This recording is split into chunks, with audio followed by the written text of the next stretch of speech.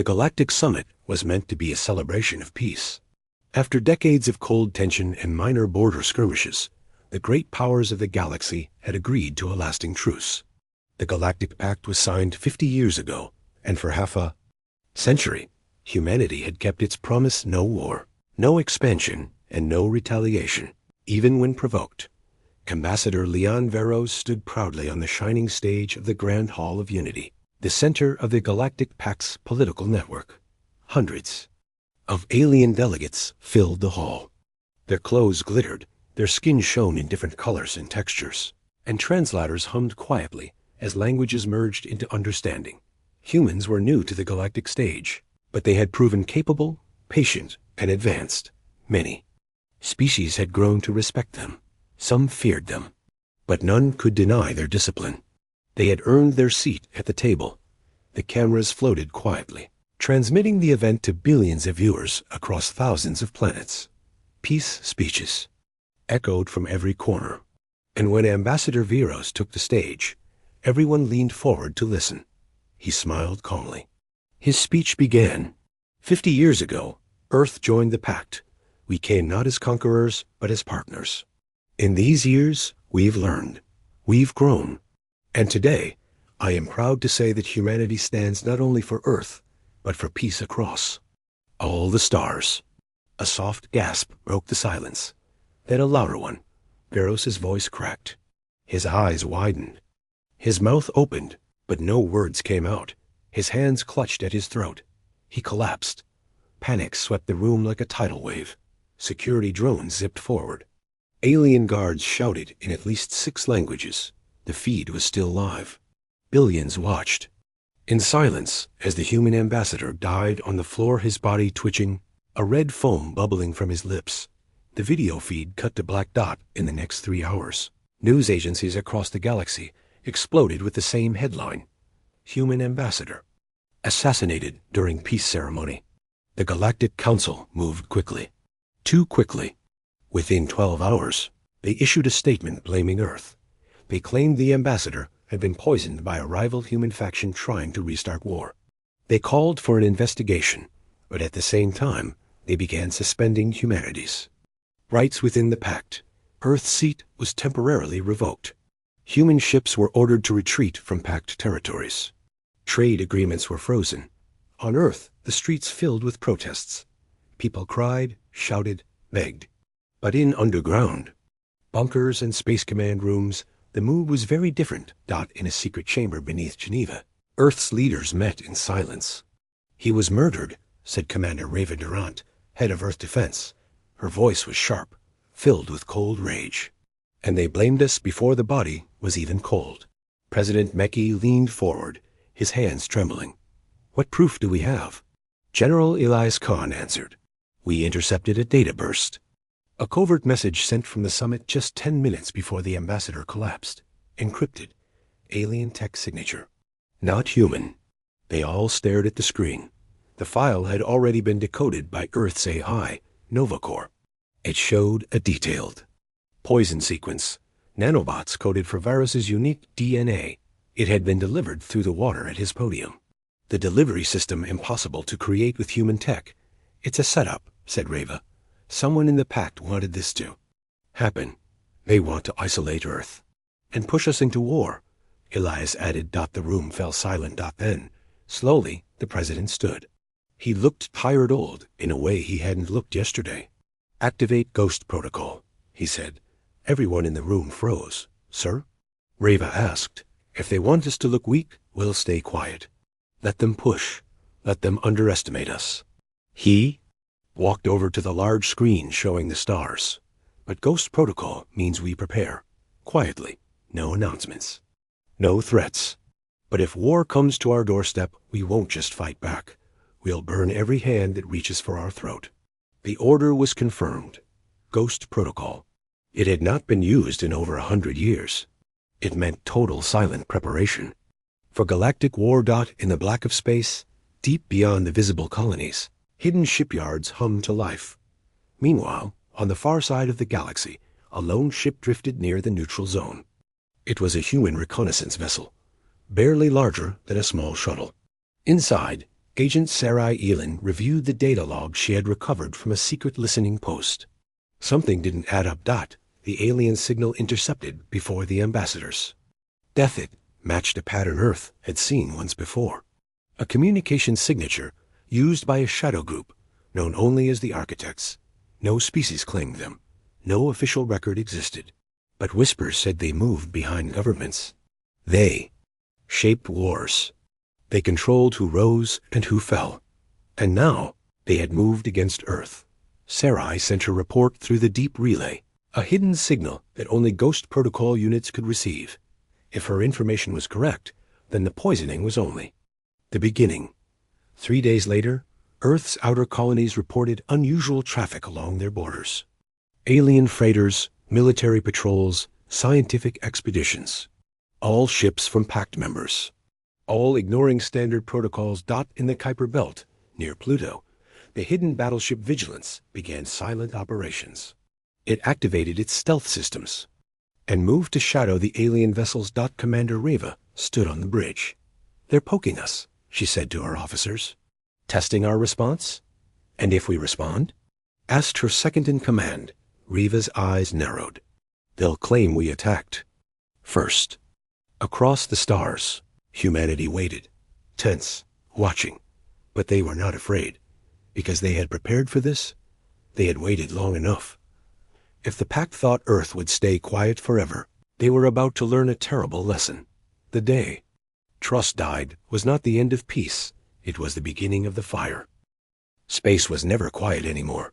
It used to be peaceful, vast, cold, empty. But now, something was always moving.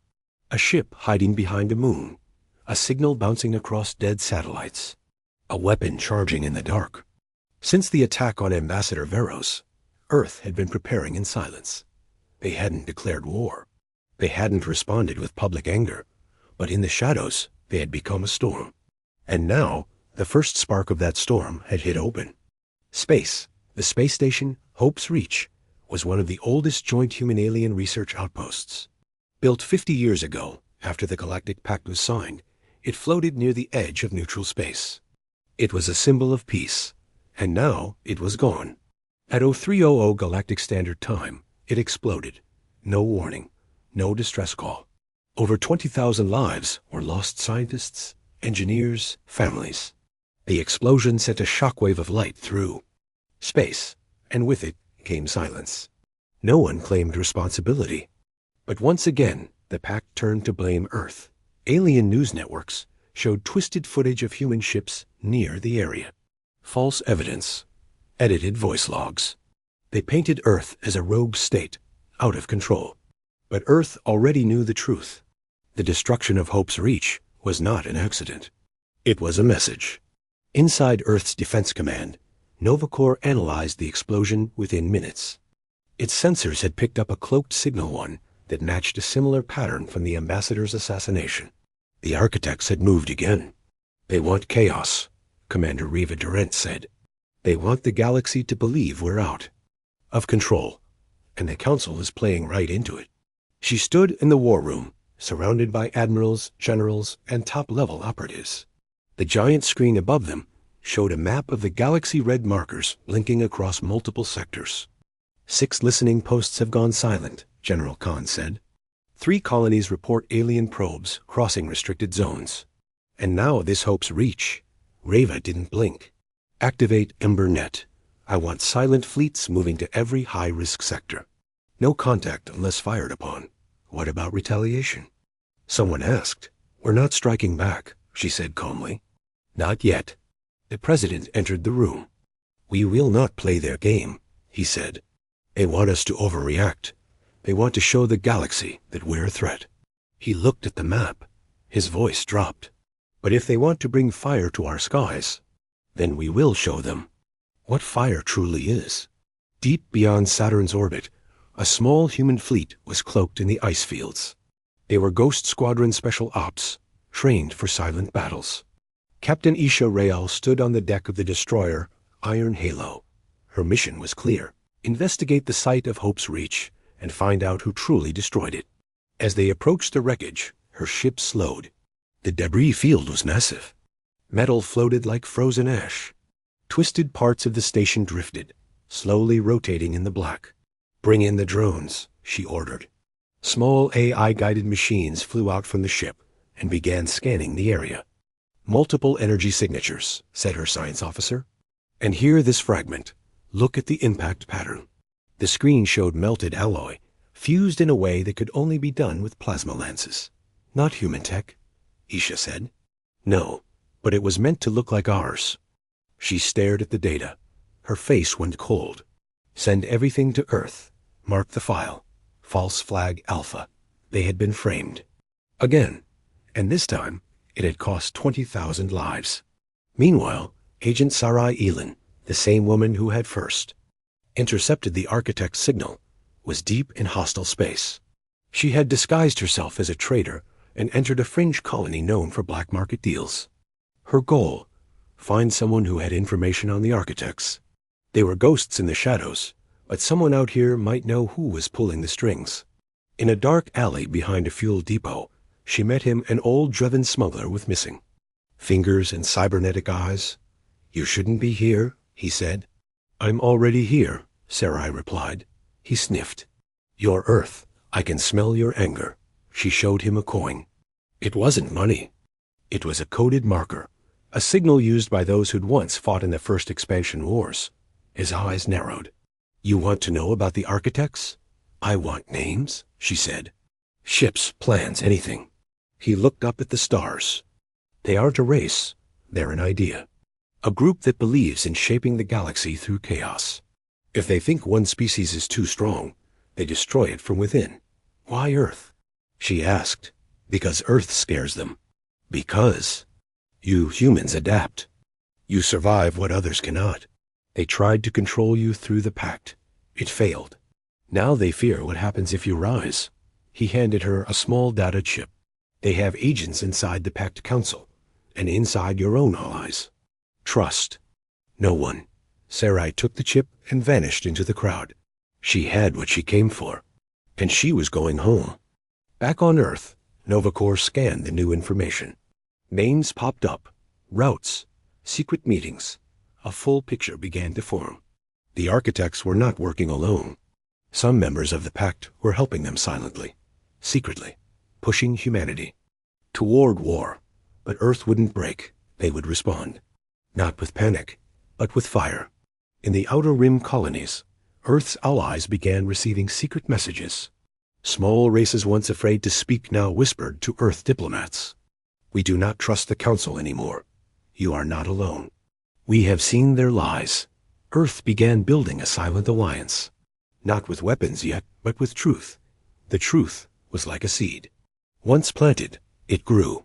And when truth spread, fear followed. Fear of what Earth might become. Fear of what Earth might already be. A week after Hope's reach fell, the Pact held an emergency broadcast.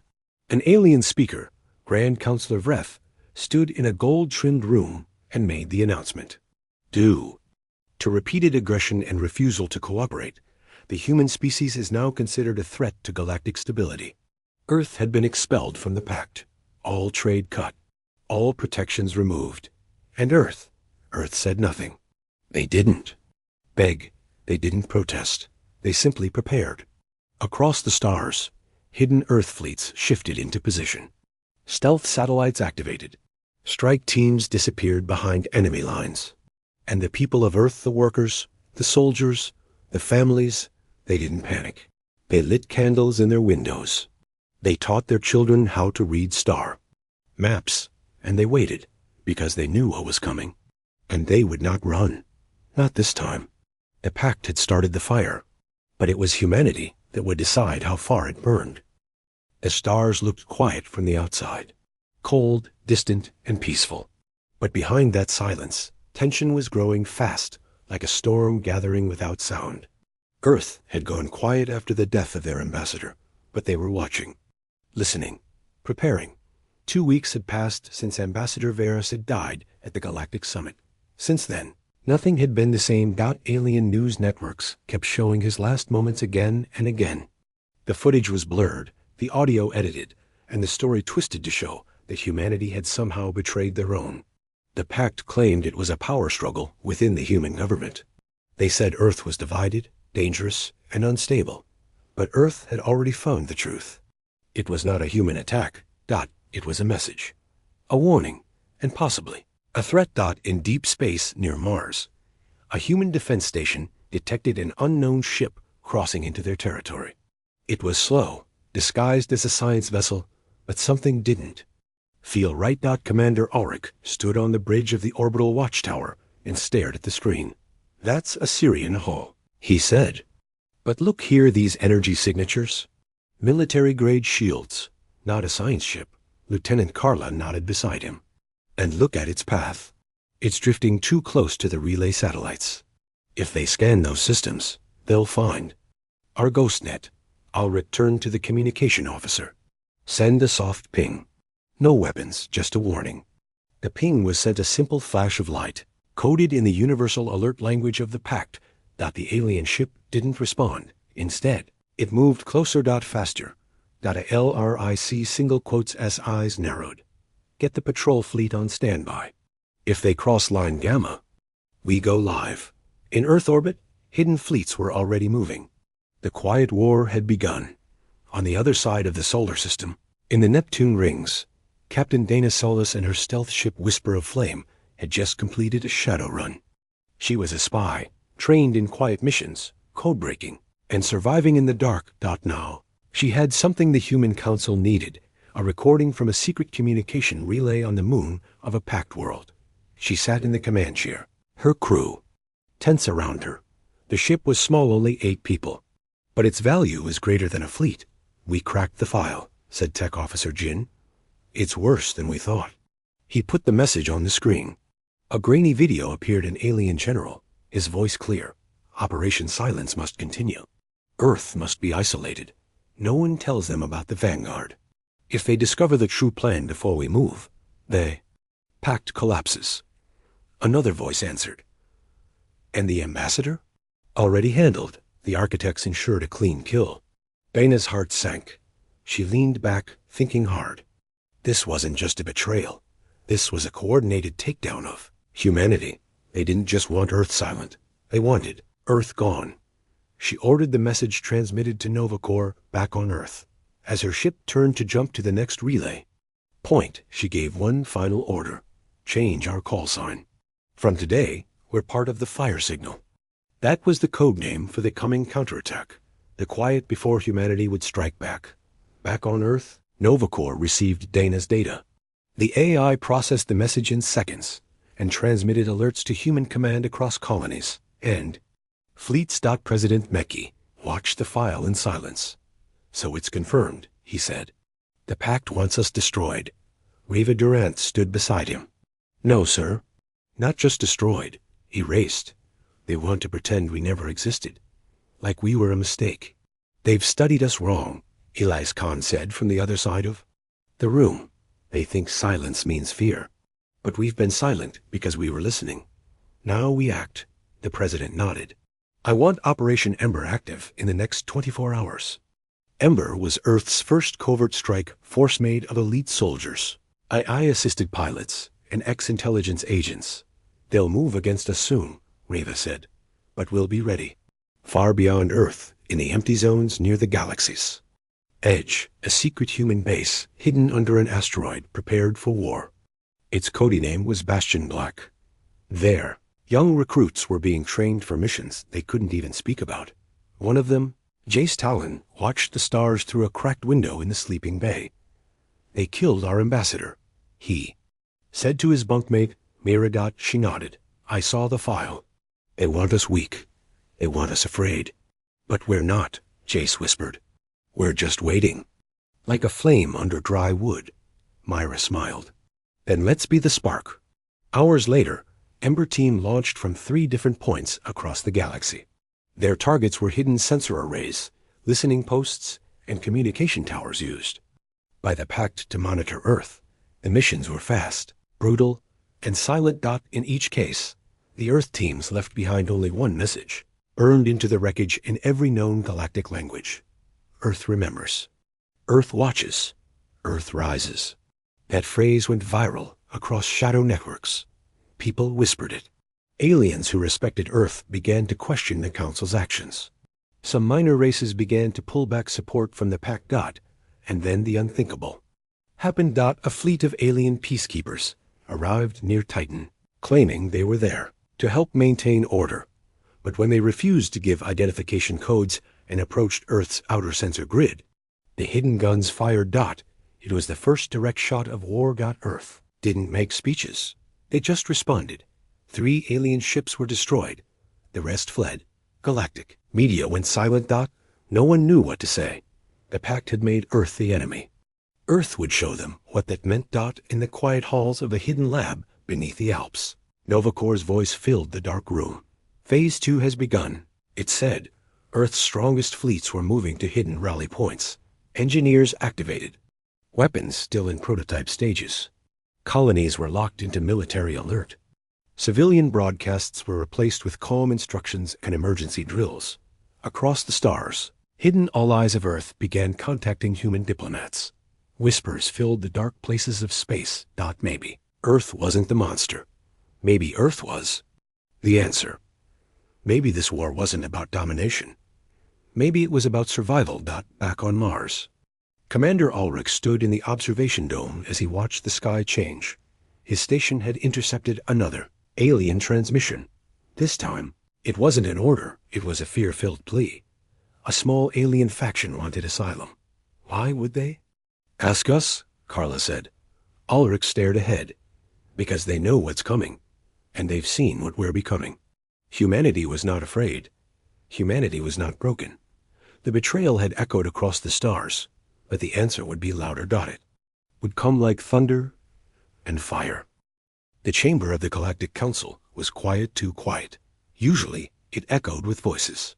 Shouts, debates, speeches in 100 languages. But today, every seat was filled, and no one said a word.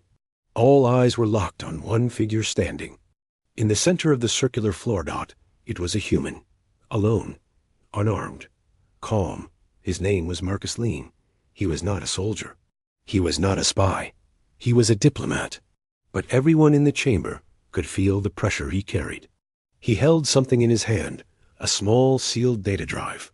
He raised it slowly, letting all of them see. This, he said in a steady voice, is truth. Unedited, unfiltered, unforgiven. The members of the Pact shifted in their seats. Some scoffed, others looked nervous. You blame Earth for war, for betrayal, for crimes we didn't commit. And yet, inside this drive is the evidence. Proof of a conspiracy that started long before Ambassador Veros died. Gasps echoed across the room. A Dreven ambassador stood up. Do not be dramatic, human. You bring nothing but accusations. I bring recordings, Marcus said. Messages. From your own leaders. Meetings with the architects. The attack plans for Hope's Reach. The false evidence used to frame us. He stepped forward. The guards flinched. Weapons were raised. He did not move. I walked here without armor. Without a fleet. I came alone because I believe someone here still remembers what the Pact was supposed to be. A low hum came from above. The console's I had started scanning the drive from a safe distance. A moment later, red warning lights blinked across the chamber screens. Confirmed. Authentic files. Council silence broken. Panic began. Members shouted. Some demanded the arrest of their own ministers. Others denied everything. Chaos grew fast, like a fire in dry wind. And in the middle of it, Marcus stood still. He had already done his job. They knew. The galaxy knew. Earth had not betrayed the Pact. The Pact had betrayed Earth. Suddenly, the chamber lights flickered. The ceiling's central panel opened. A voice boomed from the overhead speakers. Unauthorized transmission detected. Origin. Human stealth fleet in high orbit. Marcus looked up, face calm. That's our backup. Above the council planet, 3. Cloaked human ships had appeared. They did not fire. They did not threaten. But their presence was enough. A silent warning. We are not afraid. The guards around Marcus moved forward. One aimed a stun weapon at his back. That was a mistake. Before he could fire, the chamber doors exploded inward. A human strike team entered fast and hard. Energy weapons charged but not fired. Their armor bore no insignia, but their message was clear. You will not take him. The council fell into silence again. No one dared resist. Marcus turned to face the leaders one last time. We came in peace. He said, we stayed in peace, and we were punished for it. But now we've learned. Peace without respect is slavery, and Earth does not kneel. He walked out with the team, his head high. It was the first human strike inside a protected council world. The war had changed. Back on Earth, President Mickey watched the live data feed from Novacore. Every word Marcus had said was now circulating across underground networks. The full truth was out. The architects were real. They had infected the council. They had tried to kill the truth. Earth had survived. He turned to Commander Reva and General Khan. Launch Phase 3, he said. Begin the extraction of loyal species. Get them to safety. Some of them are still afraid to speak, Reva replied. Then we give them a choice, Khan said. Stand with us or burn with them. Across the stars, small alien factions began contacting Earth secretly. A reptilian species from the Outer Rim sent a message. We believe you now. We have seen the lies. A colony of insectoid engineers offered human fleets access to hidden supply caches. And on a desert moon, an exiled scientist gave Earth one of the greatest gifts of all, an architect communication code. With it, Novacore could trace their movements. Finally, Earth had a way to strike the heart of the enemy. But first, they had to prepare the galaxy. A message was broadcast through hidden networks. It played once every hour in multiple languages. No threats. No anger. Just one line. Earth is not the enemy. Earth is the reckoning. People listened. Some feared it. Some cheered. But no one ignored it. The Pact leaders panicked. They issued warrants. They demanded the return of Marcus Lean. They called Earth's actions terrorism. But no one could stop what had begun. The galaxy had seen the mask fall, and Earth had called their bluff. In a hidden bunker on a mining colony. 3 species met in secret, ones that had fought each other for years. They agreed to send envoys to Earth. If they can fight the architects, one of them said, they can be the fire we need. In the quiet of space, a human fleet regrouped near a nebula. Captain Donna Solis of the Whisper of Flame received new orders. Her ship would be the first to test the architect trace code. If it worked, they could finally find out where the enemy operated. Her crew was silent as the signal activated. A moment passed. Then a red light blinked on the console. Got it, Jin whispered. They're not far. Solis stood. Send coordinates to command and prepare stealth systems. Behind her, the words painted on the wall glowed in low red light. They wanted to erase us. But now we're writing history. Earth was no longer just defending itself. It was moving forward. Not with rage. With purpose. The human gambit had worked. They had placed the truth in the center of the enemy's stronghold and let the galaxy judge. Now, with all eyes gathering and targets marked, the next phase was clear. The fire would spread, and this time Earth would light the match. At first, the sky over Earth glowed softly, like dawn coming too early. Then the light turned violet. High above the atmosphere, a beam of pure energy cut through the black of space, smashing into Earth's outer defense ring. The impact was silent, but its destruction was clear. 3 orbital satellites gone in seconds. People on the surface looked up. They didn't scream. They didn't panic. They had been warned. Earth was under attack. The Pact had finally dropped. The mask. Alien fleets moved from the dark, past Saturn and Mars, slipping into Earth's system like snakes in the grass. They no longer cared about hiding. They had ships, thousands of them. Carriers, cruisers, war machines the size of cities. But what they didn't know was that Earth had seen it coming. And Earth had prepared. Deep inside the Arctic Circle, President Mickey stood in the Earth Defense Control Room, surrounded by glass. Screens, AI holograms, and military officers. Report, he said. Commander Reva Durant spoke calmly. We have enemy vessels crossing the Mars defense line. They've disabled our forward probes, but GhostNet picked up their movement. General Khan added, They're headed for low orbit. This is a decapitation strike. They want to cut command. They won't get it, Reva said.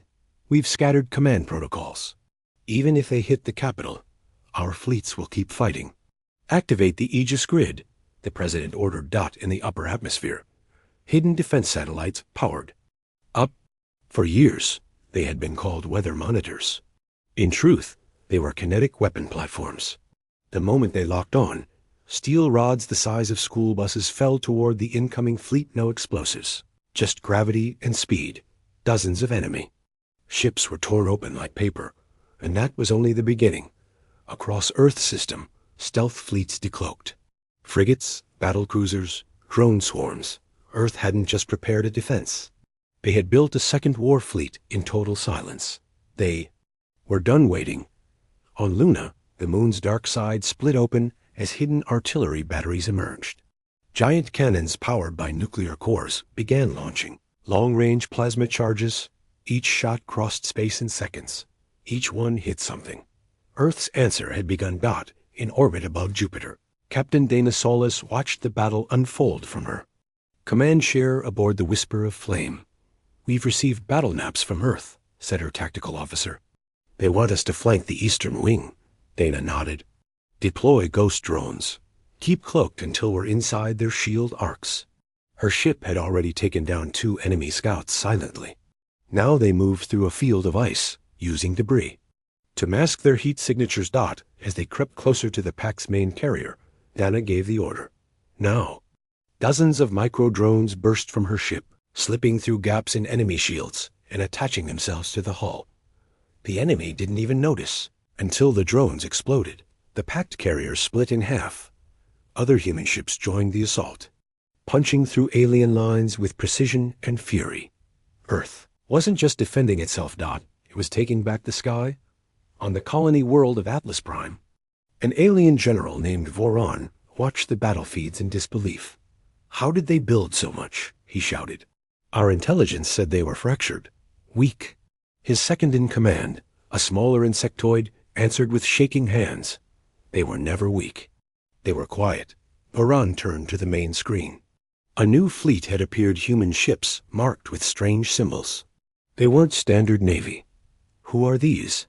Civilian fleets, General, the aide replied. Converted miners. Old. Freighters turned into weapons platforms, even smugglers. They're all fighting. Voron's blood ran cold. Even their civilians joined the war. Back on Earth, in a mountain base deep beneath the Rockies, Nova Corps coordinated thousands of simultaneous operations. One screen showed asteroid mines, converted into forward bases. Another showed refugee ships from smaller alien races being escorted to safety by human warships. But the most important feed was the Architect trace. Nova Corps had found something. Their hidden command station. A massive structure, hidden in the dead zone between galaxies. Coordinates were sent to Earth High Command. Message was simple. We have found the source. President Mackey stared at the file. This is it, he said. The one who planned all this. The ones who poisoned Veros. The ones who burned Hope's Reach. Reva nodded. Do we send a fleet? The president shook his head. No. We send a fire. In the asteroid fields near Neptune, Earth's most dangerous weapon was activated. Cody named the Infernal Engine. It was not a ship. It was a weapon platform fully automated, powered by antimatter, and capable of jumping across light years in minutes. Its target, the Architect Station. Its payload, one Singularity warhead. Launched from a stealth drone, it vanished into the dark. No announcement was made. No glory. No anthem. But when it arrived, telescopes across the galaxy recorded the event. A starless space turned bright white, then folded into itself. The Architect Station was gone. Nothing remained. In the days that followed, the war did not stop, but something changed. Pact fleets began to retreat. Their formations grew sloppy. Their leaders stopped speaking publicly. And across the galaxy, species began asking hard questions. Why had Earth been framed? Why had peace been broken? And most importantly, why had they been lied to? The fire had burned bright, but it had not destroyed Earth. It had revealed the truth. Jace Talon stood outside the training center, looking up at the stars. "Do you think it's over?" Mira asked, stepping beside him. He shook his head. "Not yet. But they saw what we are now." She smiled. "Yeah, not monsters. Not conquerors. No," Jace said. "Just human."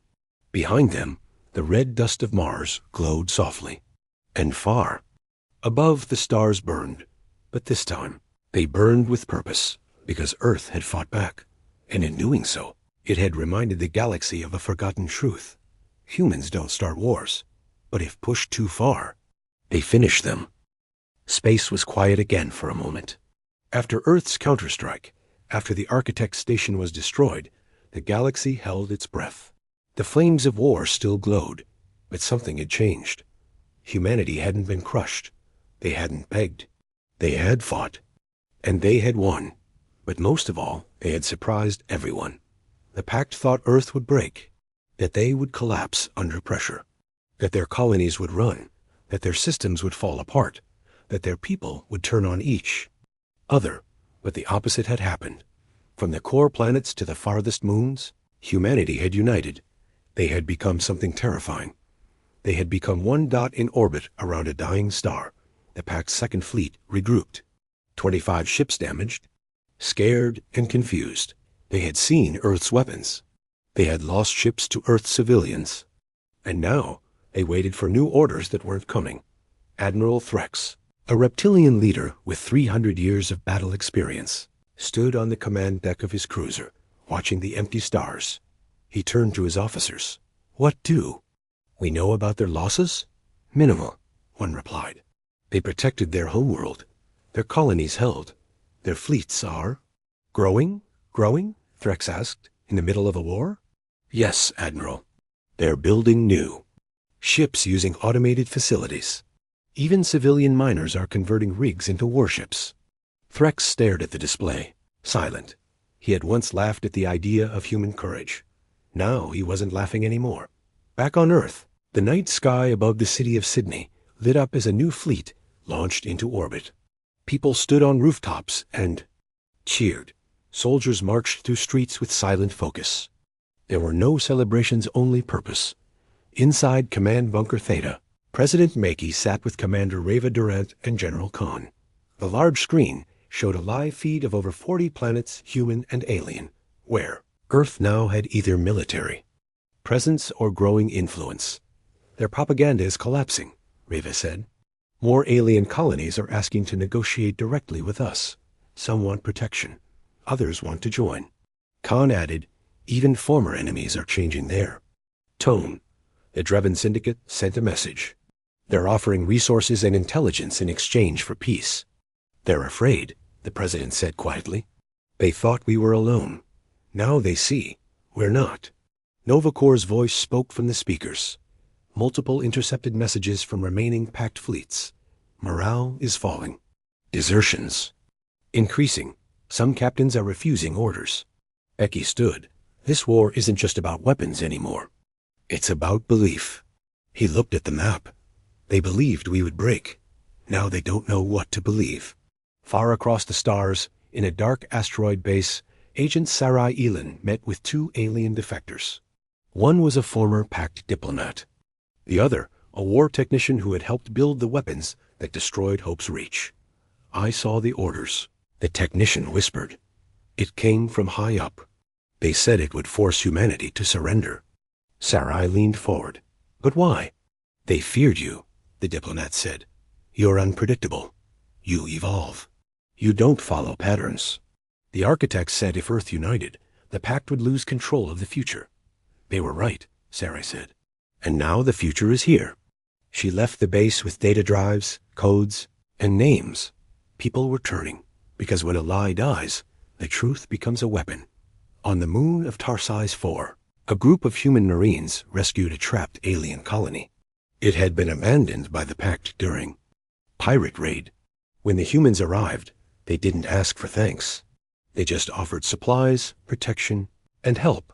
One of the colony leaders, a soft-skinned, six-eyed species, spoke to the camera later that day. "We feared the humans. We were told they would conquer us. But they saved our children. They repaired our homes. They asked for nothing in return. The video went viral. In 1,000 systems. People began to question everything. Had Earth really been the enemy?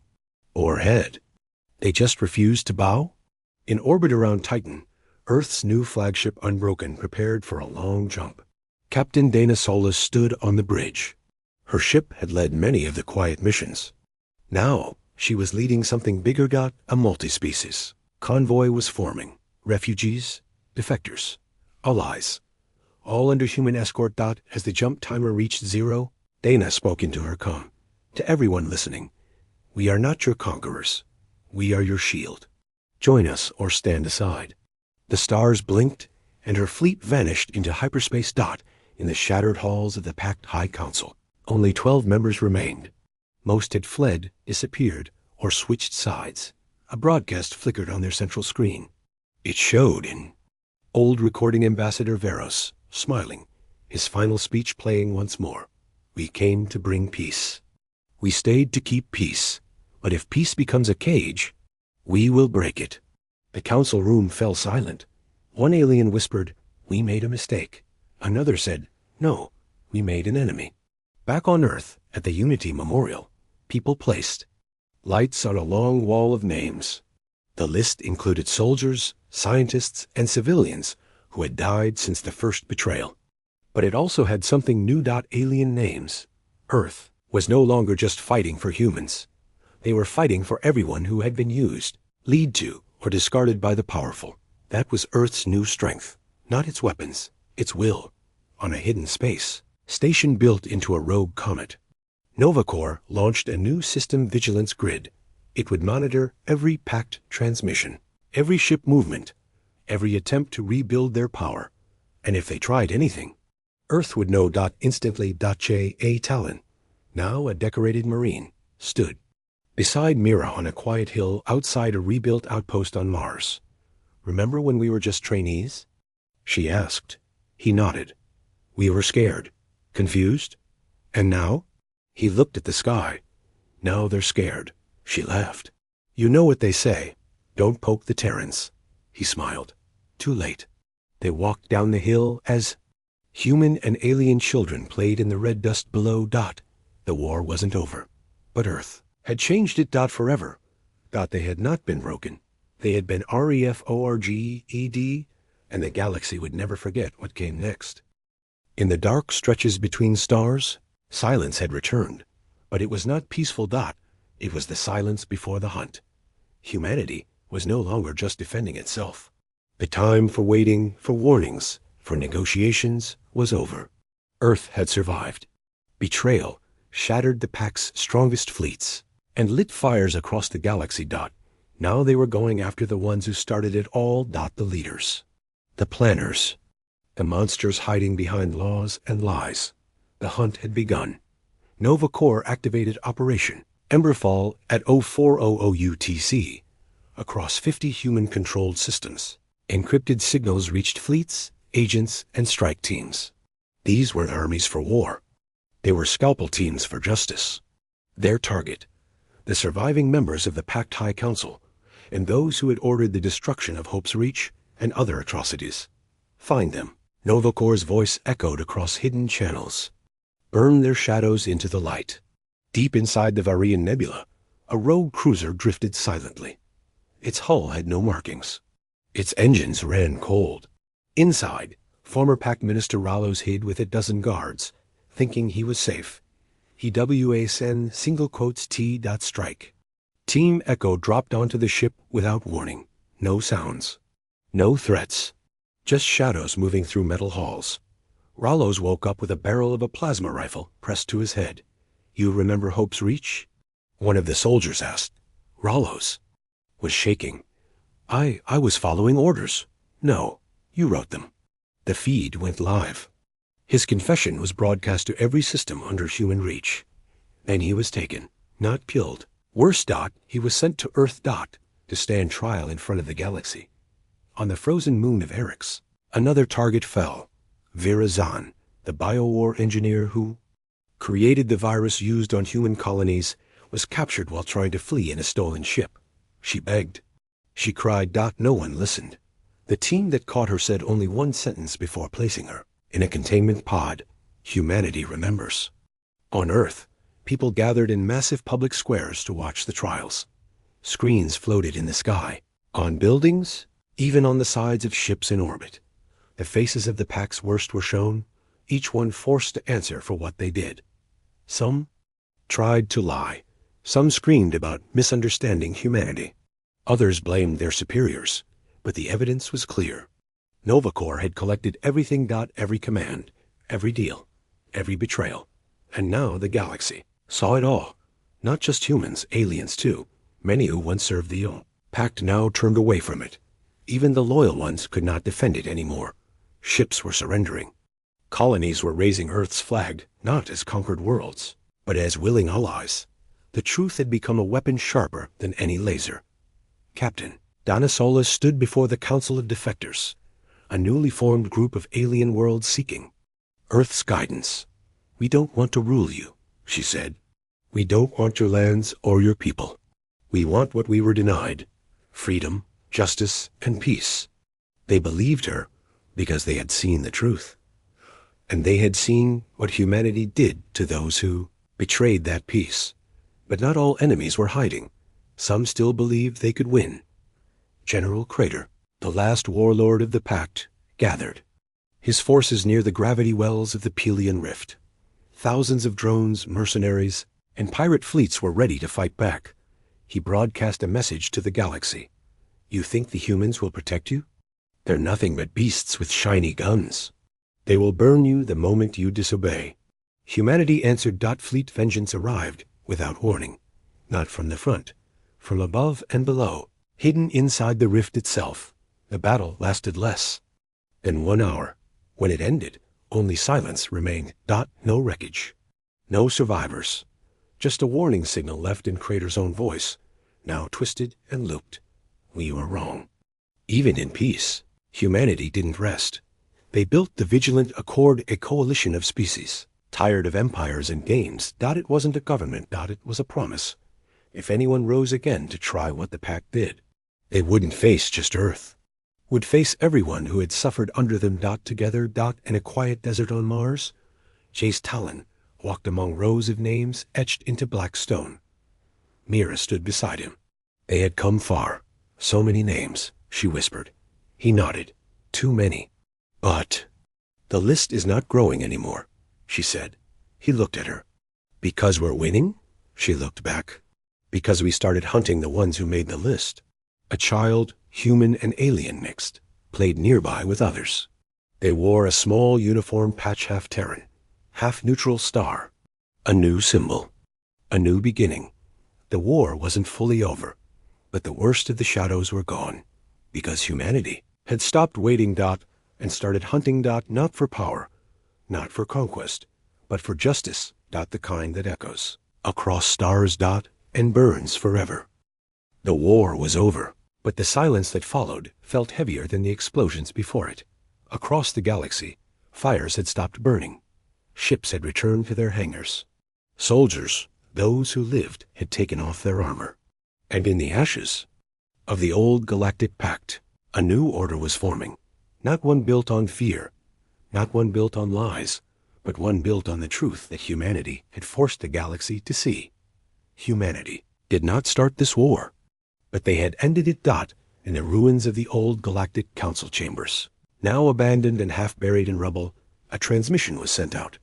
It wasn't from a general or a politician. It was from a child, a human girl, sitting in a small room. A Luna station looked into a camera and said in soft, clear words, "We wanted peace. We still do, but we remember everything." That message was sent to over 2,000 systems, and none dared ignore it. A summit was held not on some neutral alien world, but on Earth itself. It took place in Geneva, the city where peace had once been signed before the stars called humanity forward. Now, old enemies, new allies, and survivors from all sides came to sit at one long table. They didn't sit above humans, they sat with them. Jace Talon sat quietly at the end of the table. No rank on his shoulder, no medals, just a survivor. He had fought in the skies of Ceti Prime and led the boarding of the last Pact command vessel. Now, He watched as politicians and diplomats argued over borders, trade, and reparations. He didn't care much for words, but he knew their meaning. Mattered now. Myra sat beside him. She was once a colony medic. Now, she represented thousands of refugees who had no home before Earth gave them one. She raised her hand. "Before we discuss who gets what," she said, "we must agree on something more important." The room went quiet. No one will ever be left behind again. Even the aliens who once sat on the Pact's high council nodded slowly, because they had seen what happened when lies ruled. The galaxy changed. The Terran Accord was formed, not an empire, not a kingdom, not a senate. It was a promise, signed in many languages, spoken by many species, but written by the hands of humans who remembered what it felt like to be alone. The Accord's first law was simple: no war shall begin in the dark. Decisions, all threats, all movements would be open to every member. Secrets would no longer be weapons. And if anyone broke this trust, they would not face just one world. They would face all. Earth itself had changed. It was no longer just a blue planet floating quietly in a forgotten part of the galaxy. It was now a place of memory. And of rebuilding. Statues were not raised for generals, but for children who had died on colony ships, for scientists who stayed behind on doom stations to send warnings, for diplomats who were killed trying to stop war with words. And in the heart of New Cairo, a black wall stood. No names, no dates, just two words carved deep into it: never again. Every day, someone stood there, sometimes alone, sometimes with others. Some wept, some stood in silence, but all remembered. High above, in Earth's orbit, a new station floated, massive, shining, alive with species from every corner of the stars. It was not a military base. It was not a prison. It was a university, the first of its kind, the Unity Beacon. Where humans taught others, not just science or strategy, but history, the real history, the one the Pact tried to erase, the one they paid for in blood. Classes were open to all, especially the children, the ones who would build a better galaxy. But even with peace, the fire of war did not disappear completely. Small rebellions flared on distant moons. Old warlords tried to gather strength. Some believed Earth had grown soft again. They were wrong, not because Earth struck first, but because they were never alone again. Ships from many worlds responded together. Captains flew beside alien ones, and their symbol, the Firebird, wrapped in stars, shined brightly on every hull. Justice was no longer human. It was shared. And the fire that once burned in revenge now burned in defense of the future. In a quiet garden on Luna, that same girl who sent the message sat beneath an artificial tree. She was older now, taller, her voice stronger. A younger child, half human, half Vakari, sat beside her. "Did we win?" the child asked. The girl looked up at the stars. "No." The child blinked. "We didn't? We didn't win a war," she said. "We ended it. Is that better?" She smiled. "Much better." The child thought about it for a while, then pointed up. "Do you think we'll have to fight again someday?" The girl nodded slowly. "Maybe. But now, we won't fight alone. And we won't fight in silence." The stars were quiet now, but they were watching. And in every corner of the galaxy, from broken moons to newborn colonies, one thing remained clear. The Pact was a lie. But humanity? Humanity remained. Not perfect. Not pure. But present. Ready. And never blind again. The galaxy had changed forever, because humanity had remembered who they were and reminded everyone else.